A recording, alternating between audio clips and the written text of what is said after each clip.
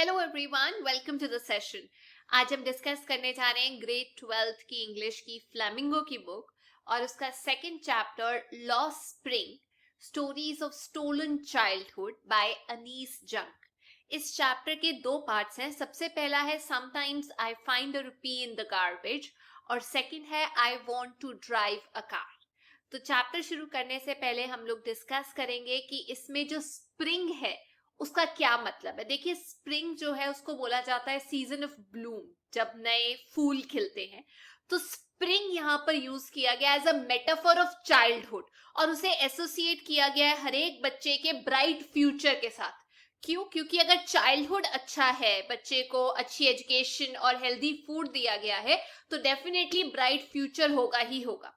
Childhood के साथ बहुत सारी चीजें एसोसिएटेड होती है, जैसे इनोसेंस हो गई, किसी की एनर्जी हो गई, फिजिकल स्टैमिना। तो ये वो वाली स्टेज होती है जब कोई भी इंसान गेन करता है स्किल, नॉलेज, लर्न करता है नई नई चीजें और वो स्कूल जाता है। तो जो लॉस्ट स्प्रिंग है बाय अनीस जंग, उसकी जो थीम है वो डिस्क्राइब करती है पुअर बच्चों को, जिनकी लाइफ में सिर्फ और सिर्फ पावर्टी, गरीबी है या उनकी लाइफ में एक्सप्लॉयटेशन है। इस स्टोरी के अंदर दो प्रोटैगनिस्ट है। प्रोटैगनिस्ट का मतलब मेन कैरेक्टर्स हैं। सबसे पहला है साहिब आलम और दूसरे हैं मुकेश, जो अपने चाइल्डहुड को लूज कर देते हैं क्योंकि वो पावर्टी और इलिटरेसी में दबे हुए होते हैं। तो इस स्टोरी के जरिए हमें पता लगता है कि कैसे बच्चों को एक्सप्लॉइट किया जाता है और जो ऑथर है वो इसकी हमें एक ग्लिम्स देते हैं कि उनको कैसे अपनी लाइफ में होप दिखाई देती है, पर वो कुछ नहीं कर सकते। सेकेंड थीम इस चैप्टर की ये हो सकती है कि ये बात करती है अटर डेस्टिट्यूशन, पावर्टी जो रैग पिकर्स की है सीमापुरी में जो रहते हैं, और साथ ही साथ सिचुएशन जो बैंगल मेकर्स की है फिरोजाबाद के अंदर। तो जो स्टोरी है वो बताती है कि पावर्टी और ट्रेडिशन किस तरीके से बच्चों को मजबूर कर देते एक लाइफ ऑफ एक्सप्लॉयटेशन जीने पे। अब बात करते हैं कि टाइटल को आप कैसे एक्सप्लेन करोगे अगर वो क्वेश्चन में पूछा जाए। देखिए, लॉस्ट स्प्रिंग डिस्क्राइब करता है two stories of stolen childhood, बचपने की। बहुत सारे बच्चे हैं इंडिया में ऐसे जो अपने जो दिन है चाइल्डहुड के वो स्कूल जाके नहीं स्पेंड कर रहे, बल्कि वो वेस्ट कर रहे हैं हैजार्डस इंडस्ट्रीज में इन्वॉल्व होके, रैग पिकिंग करके। तो चाइल्डहुड को बोला जाता है स्प्रिंग ऑफ लाइफ, जिसमें नए फूल खिलते हैं। पर ऐसे इंडिया में मिलियंस ऑफ अनफॉर्चुनेट बच्चे हैं जैसे साहिब और मुकेश, जो वेस्ट करते हैं स्प्रिंग को या तो गार्बेज डंप्स में से कुछ ढूंढते हुए या फिर बैंगल्स बनाते हुए, जो कि हमें दिखाई देगा ब्लास्ट फर्नेस के अंदर बनाई जाती हैं फिरोजाबाद के अंदर। तो जो चाइल्डहुड है वो गुम हो चुका है बिकॉज उनकी जो सर्वाइवल की इंस्टिंक्ट है वो उन्हें चाइल्डहुड को तबाह करने पे मजबूर कर देती है। तो ये जो टाइटल है ये बिल्कुल एप्ट है। अब इस स्टोरी से हमें मैसेज क्या मिलता है? देखिए, लॉस्ट स्प्रिंग जो लेसन है वो स्टोरी है दो बच्चों के स्टोलन चाइल्डहुड की। तो जो कैरेक्टर हैं, जो प्लेसेस हैं, वो दोनों अलग अलग है स्टोरी के अंदर, पर प्रॉब्लम जो है वो सेम है। बहुत सारे बच्चे हैं साहिब और मुकेश जैसे जिन्हें कंडेम कर दिया गया है और वो मजबूर हैं एक लाइफ ऑफ मिजरी, एक्सप्लॉयटेशन वाली लाइफ जीने के लिए। पावर्टी, ट्रेडिशन कंपेल करती है इन बच्चों को कि ये वर्क करे इन ह्यूमन कंडीशन के अंदर, हॉस्टाइल कंडीशन के अंदर। तो जो ऑथर है वो हाईलाइट करते हैं ऐसे बच्चों की कंडीशन, ऐसे बच्चों की सिचुएशन। तो चलिए हम सबसे पहले डिस्कस करेंगे इस चैप्टर का फर्स्ट पार्ट, जो कि है sometimes I find a rupee in the garbage. तो ये चैप्टर शुरू होता है, सुबह की बात होती है और जो राइटर है वो देखती है एक यंग रैग पिकर बॉय को जो विजिट करता है गार्बेज डंप को, जो कूड़े की ढेरी होती है उनके घर के पास, और वो वहां पे ढूंढ रहा होता है गोल्ड, कि शायद मुझे कोई खजाना मिल जाए। तो जो राइटर है वो उनको जब खोदते हुए देखती है गोल्ड, जिसका मतलब बेसिकली ये है कि गार्बेज डंप जो यूजलेस है, जो फेंकी हुई चीजें होती है, उसमें से भी वो ध्यान से देख के शायद कोई प्रेशियस चीज, जिसे यहाँ गोल्ड बोला गया है, वो ढूंढ ले कि वो उसके काम की हो, जिससे वो पैसा कमा सके। तो ये जो बच्चा है जो रैग पिकर है उसका नाम है साहिब। उसका जो एक्चुअल घर था वो था ढाका के अंदर, जो बिल्कुल लश ग्रीन फील्ड्स के बीच में था। पर वो वहां से बहुत साल पहले निकल चुके थे, पर वहां से रिलेटेड उसे कुछ भी याद नहीं है। उनकी जो मदर है वो उन्हें बताती है कि वहां पर उनके एरिया में, ढाका में, बहुत सारे स्टॉर्म्स आए थे जिसकी वजह से उनका घर, उनके फील्ड्स डिस्ट्रॉय हो गए थे। इसकी वजह से उन्हें अपना घर शिफ्ट करना पड़ा, अपना घर छोड़ना पड़ा, और वो सिटीज की तरफ को निकल गए, किसकी सर्च में, गोल्ड की, कि कोई प्रेशियस चीज उन्हें मिल जाए। तो राइटर फिर से बोलती है कि looking for gold in the big city. यहां पर गोल्ड जो है वो रेफर करता है कुछ प्रेशियस चीज जो शायद उनके होम टाउन में, ढाका में, अवेलेबल नहीं थी। कैसी चीजें? जैसे शूज हो गए, मनी हो गया, बैग्स हो गए बच्चों के लिए, या खाने को कुछ मिल गया, क्लोथिंग, शेल्टर, मतलब सर्वाइवल की कोई भी चीज जो पेरेंट्स को मिल जाए। तो दोनों की अलग अलग चीजें हैं। बच्चों के लिए बताया गया shoes, money, bags. Food, clothing, shelter जो है वो मीन्स ऑफ सर्वाइवल है पेरेंट्स के लिए। तो जो लड़का है वो सर्च करता रहता है प्रेशियस चीजें गार्बेज डंप के अंदर से। तो एक दिन जो राइटर है वो साहिब को क्वेश्चन करती है कि तुम ये गार्बेज को ऐसे क्यों ढूंढते हो, क्या मिलेगा? तो साहिब जो है वो राइटर के सवाल का आंसर करता है और वो कहता है कि मेरे पास इसके अलावा और कुछ करने के लिए है ही नहीं।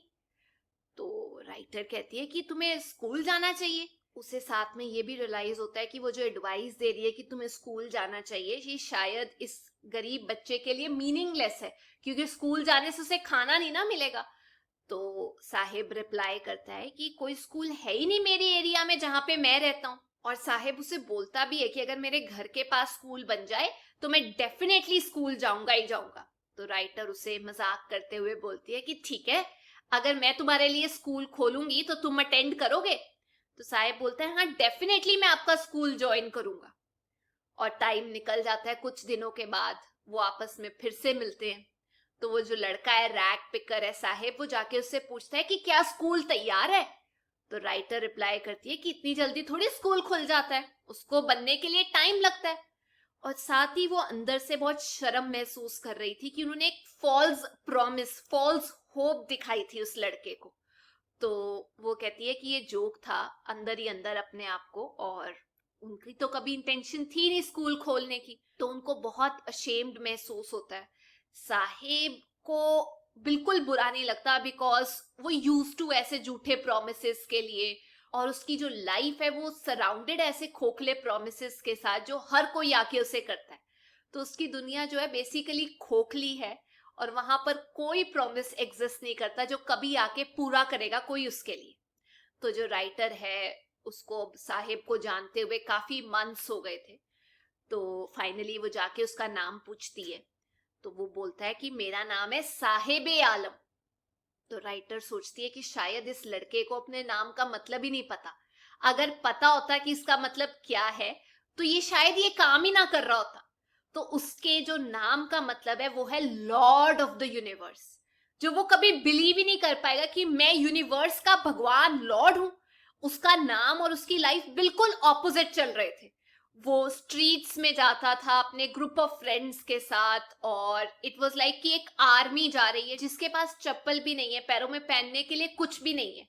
और ऐसे लगता था कि वो जैसे सुबह सुबह आते हैं, जैसे मॉर्निंग बर्ड्स नहीं आती और दोपहर आने तक बिल्कुल दिखनी बंद हो जाती है, तो वो लड़के वैसे ही लगते थे। तो राइटर रियलाइज कर लेती है कि अब इनके साथ काफी जान पहचान हो गई, इनको देखते हुए काफी टाइम हो गया, काफी मंथ्स हो गए। तो राइटर एक बार एक लड़के से पूछती है कि तुमने फुटवेयर क्यों नहीं पहना, चप्पल क्यों नहीं पहनी? तो जो लड़का है वो रिप्लाई करता है कि उसकी मदर ने उसे नीचे उतार के दी नहीं शेल्फ से, और उसकी रीच में थी नहीं, वो उसके रीच से बियॉन्ड थी, तो इसलिए मैंने पहनी नहीं। तो इस पे एक और लड़का जो डिफरेंट कलर के अलग अलग टाइप के शूज जिसने हर एक पैर में डाले हुए थे, वो कहता है कि अगर इसकी मदर ने दे भी दी होती वो चप्पल नीचे उतार के या वो फुटवेयर नीचे उतार के, तब भी उसको साइड पे फेंक देता, ये पहनता नहीं। उसका कहने का मतलब ये था कि ये जो फुटवेयर है ये ना पहनना हमारे कस्टम है, एक ट्रेडिशन है, तो इसीलिए वो भी नहीं पहनता इसको। तो जो राइटर है वो दूसरे लड़के से पूछती है कि तुमने अलग अलग टाइप के जूते क्यों डाले हुए हैं दोनों पैरों में? वो रिप्लाई नहीं करता, बस अपने पैर से हिलाने शुरू कर देता है और जूते ना छुपाने की कोशिश करता है। तो इतनी देर में तीसरा लड़का आके बोलता है कि ये बहुत ईगर था, उत्सुक था कि इसे भी एक पेयर ऑफ शूज मिले जो कि इसे लाइफ में कभी मिले ही नहीं थे। तो जो राइटर है वो शूज का एग्जाम्पल लेती है इन बच्चों की कंडीशन को हाईलाइट करने के लिए। वो रोज आके गार्बेज में कुछ सर्च कर रहे होते जो कि होती है प्रेशियस थिंग, और फिर वो बोलती है कि मैंने अपना देश जो है वो ट्रेवल किया है अच्छे से, और उसने देखा है अलग अलग तरीके के बच्चे जो बेयर फुट नंगे पांव घूम रहे होते हैं सिटीज में, विलेजेस में। और जब उनसे पूछा जाए तो वो ये जवाब देते हैं कि वे नंगे पांव इसलिए हैं क्योंकि ये एक ट्रेडिशन है, ये एक कस्टम है नंगे पांव घूमना, नॉट बिकॉज उनके पास पैसा नहीं है वो खरीदने के लिए। तो जो राइटर है वो सोचती है और वो कंक्लूड करती है कि जो रीजन है ना इसका, वो ये है कि जो ट्रेडिशन है ये सिर्फ एक एक्सक्यूज है, बट असल फैक्ट ये है कि ये अफोर्ड ही नहीं कर सकते वो फुटवेयर। तो जो राइटर है वो एक स्टोरी नरेट करती है जो एक इंसान ने उसे सुनाई थी फ्रॉम उडुपी। उडुपी एक स्मॉल टाउन है कर्नाटक से। तो वो कहती है कि वो बंदा मुझे बताता है कि जब वो एक यंग बॉय था तो वो जब स्कूल को जाता था वो पैदल जाता था। तो जब वो स्कूल को जा रहा होता था उसके रास्ते में एक टेम्पल आता था जहां पर उसके फादर काम करते थे एज अ प्रीस्ट। तो वो उस टेम्पल पे रुकता था, प्रे करता था भगवान को कि हे भगवान मुझे एक पेयर ऑफ शूज मिल जाए, मतलब मुझे जूते मिल जाए। सिर्फ उसे यही चाहिए था कि मेरे पास जूते हो। फाइनली आफ्टर 30 ईयर्स जो राइटर है जब वो उस टाउन में विजिट करती है, उस टेम्पल पे विजिट करती है, तो वो जो प्लेस है, वो जो जगह है वो बिल्कुल खाली थी। अब एक नए प्रीस्ट आ चुके थे जो टेम्पल के बैकयार्ड में ही रहते थे। जो प्लास्टिक चेयर्स थी रेड कलर में, वाइट कलर में वहां पे पड़ी होती थी। और एक यंग बॉय उनके पास भागा भागा आता है जब वो दोबारा वो जगह विजिट करती है, और उसने पहने हुए थे ग्रे कलर की स्कूल यूनिफॉर्म, सॉक्स थी उसके पास, शूज। अब उसने स्कूल बैग टांगा हुआ था शोल्डर्स पे अपने। तो उस बच्चे ने वो बैग उतारा, उसे बेड पे रखा और भाग गया वहां से। तो जो राइटर थी वो देखना चाहती थी कि प्रीस्ट जो पुजारी हैं उस टेम्पल के, उनकी फाइनेंशियल पोजीशन जो है वो इम्प्रूव हो चुकी है ओवर द पास्ट 30 ईयर्स, और वो अफोर्ड कर सकते थे अपने बच्चों को जूते दिलाना। फिर उनको याद आता है एक और बॉय जिसको पेयर ऑफ शूज मिल गए थे, और वो गॉडेस को प्रे करता था कि मैं अब इन जूतों को कभी भी नहीं घुमाऊंगा। तो जो गॉडेस थी उन्होंने उनकी विश ग्रांट कर दी थी, और बॉय ने वापस दोबारा अपने जूते कभी भी नहीं गुम किए। तो ये सब ये शो करता है कि अंडर प्रिविलेज लोग किस तरीके से छोटी चीज उनको मिल जाए उसकी वैल्यू करते हैं एज कंपेयर टू वो लोग जो अमीर हैं, वेल ऑफ है, जिनके पास सब कुछ है पर वो नखरे करते हैं। तो जो राइटर है वो डिस्क्राइब करते हैं वापस से वो एरिया जहां रैग पिकर्स रहते थे। सीमापुरी वो जगह है जो दिल्ली के आउटस्कर्ट्स पे थी, और वो काफी डिफरेंट थी दिल्ली के रहन सहन से। सीमापुरी का रहन सहन, रहने का तरीका, लाइफस्टाइल बहुत अलग था। हुआ ये था कि 1971 में जब ये रैग पिकर्स बांग्लादेश से इंडिया आए थे तो ये जो एरिया था वो एक वेस्टलैंड था। सीमापुरी आज का एरिया वो एक वेस्टलैंड था, और आज की डेट में भी वो वेस्टलैंड के तरीके से ही देखा जाता है, बट वहां पर इस टाइम पे 10,000 रैग पिकर्स रहते हैं उन ढांचों में जो पक्के नहीं है, मतलब घर बने हुए मिट्टी के, रूफ जो है उनके ऊपर थिन सी शीट है आयरन की या प्लास्टिक के मटेरियल की जिसे हम टारपॉलिन बोलते हैं। तो यहाँ पर ना तो सीवेज था, ना ड्रेनेज थी, ना रनिंग वाटर की फैसिलिटी थी सीमापुरी में, और वो बड़ी अनहाइजीनिक कंडीशन में लोग रहते थे। तो ये जो वेस्टलैंड का एक पीस था, इसे बोला जाता था वो वाला एरिया जहां पर सिटी का गार्बेज कलेक्ट किया जाता है। तो लोग यहाँ पर इलीगली आके रहते थे। ये जो रैग पिकर्स की फैमिली थी, इलीगली वो यहाँ रह भी रहे थे 30 ईयर्स से। उन्होंने ये एरिया ऑक्यूपाई किया था गवर्नमेंट की परमिशन के बिना, अपनी ओनरशिप लिए हुई थी। तो पॉलिटिशियंस इनको ग्रोसरी, खाने पीने का सामान देते थे राशन कार्ड के जरिए, और इन रिटर्न ये लोग उन पॉलिटिशियंस को हेल्प करते थे इलेक्शंस के टाइम पे। तो जो राइटर है उन्होंने वहां पर कुछ लेडीज देखी जिन्होंने फटी हुई साड़ी डाली हुई थी। तो उन्होंने उनसे पूछा कि तुम लोगों ने अपना घर क्यों छोड़ा ढाका में। तो उनका रिप्लाई ये था कि जो भूख होती है वो किसी से कुछ भी करवा देती है, और उन्होंने अपनी भूख को सेटिस्फाई करने के लिए, अपनी फैमिली को सरवाइव कराने के लिए और रात भर अच्छे से सोने के लिए, खुशहाल जिंदगी जीने के लिए सीमापुरी वो लोग मूव कर गए, क्योंकि ढाका में उनके जो फील्ड्स थे वो तबाह हो गए थे और उनके पास खाने के लिए कुछ भी नहीं था। तो ये जो लोग थे ये यहाँ पर सीमापुरी खाने की खोज में आए थे। फिर इन्होंने टेम्पररी शेल्टर बना लिए, घर बना लिए, और तब से ये यही रह रहे। इनके जो बच्चे हैं वो यहीं पे बड़े हो रहे हैं। उन्होंने अपने पेरेंट्स की हेल्प करना शुरू कर दिया है, क्योंकि एजुकेशन तो है नहीं, तो नौकरी करके वो अपने पेरेंट्स की हेल्प करते हैं। सीमापुरी में जीने का मतलब है रैग पिकिंग करना। तो ये लोग काफी सालों से यही करते आ रहे हैं, इसी में इनको ट्रेनिंग दी जाती है। रैग पिकर्स के लिए जो गार्बेज है वो प्रेशियस एज गोल्ड। तो ये जो फैमिलीज हैं ये सर्च करती हैं गार्बेज डंप्स के अंदर वो चीजें जिससे ये अपना गुजारा कर सके, या जिसको बेच के ये अपना खाना खरीद सके। अगर इनको गलती से गार्बेज से कुछ फटी हुई शीट्स मिल जाए तो ये उसको अपने छत के ऊपर रख लेते हैं, पर इनफैक्ट वो शीट्स इनको प्रॉपर प्रोटेक्शन ही प्रोवाइड करती है, बट कुछ हद तक तो प्रोटेक्ट कर ही लेती है। और बच्चों के लिए गार्बेज डंप जो है वो मीन्स ऑफ सर्वाइवल है, कि शायद खाने पीने का कोई सामान मिल जाए। तो साहिब जो था वो हैप्पी था ये बोलने के लिए कि शायद मुझे कभी 1 रुपया मिल जाए या इवन 10 रुपी का नोट मिल जाए डंप के अंदर तो मेरा दिन बन जाता था। और किसी दिन अगर उनको गार्बेज डंप में से सिल्वर कॉइन मिल जाता था तो वो और खोदना शुरू कर देते थे कि शायद कुछ और मिल जाए। तो ये बच्चों के लिए जो गार्बेज डंप था वो मीन्स था जिससे उनके सपने पूरे हो सके, उनके पेरेंट्स के सपने पूरे हो सके, वो सरवाइव कर सके, उनको बेसिक चीजें मिल सके। तो हुआ क्या, एक बार की बात है, ऐसे टाइम जब निकल गया, एक विंटर मॉर्निंग जो राइटर हैं वो साहिब को देखती हैं कि वो खड़ा हुआ था एक फेंस पे, मतलब आउटर पेरिफेरी पे क्लब की।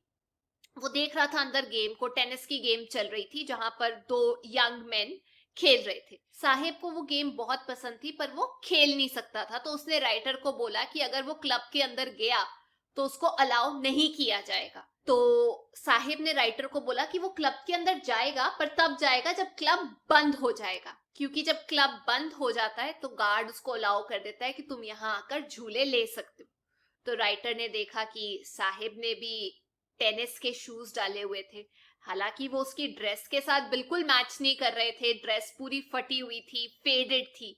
तो उसने राइटर को बोला कि ये जो शूज हैं ये मुझे किसी ने दिए हैं, उसने अटेम्प्ट किया कि ये मुझे गिफ्ट में मिले हैं। हाउएवर जो राइटर थी वो फिगर आउट कर चुकी थी कि इसको किसी ने दिए नहीं है, ये इसको गार्बेज डंप में से ही मिले हैं जहां पर किसी ने फेंक दिए होंगे, किसी अमीर लड़के ने यूज करके, और उसको जरूरत नहीं होगी। उसके अंदर एक होल था, एक से ज्यादा होल भी हो सकते हैं, जिसकी वजह से वो अमीर लड़का तो उसे दोबारा पहनेगा नहीं। और ऑन द कॉन्ट्री साहिब जो बिल्कुल बॉदर्ड नहीं था कि एक छेद है उसके अंदर या 2 छेद हैं, उसे वो पहनने में कोई प्रॉब्लम नहीं थी, क्योंकि वो उसे अफोर्ड ही नहीं कर सकता था।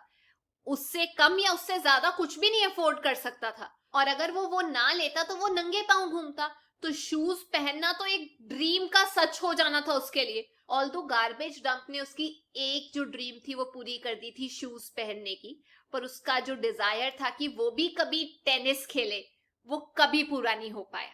तो एक सुबह राइटर साहिब को फिर से मिलती हैं जो अपने रास्ते पे था, एक मिल्क बूथ की तरफ जा रहा था और उसके हाथ में एक स्टील का कंटेनर था, और वो जो होल्ड कर रहा था स्टील का कंटेनर, उससे पता लग रहा था कि वो जॉब कर रहा है एक टी स्टॉल के अंदर।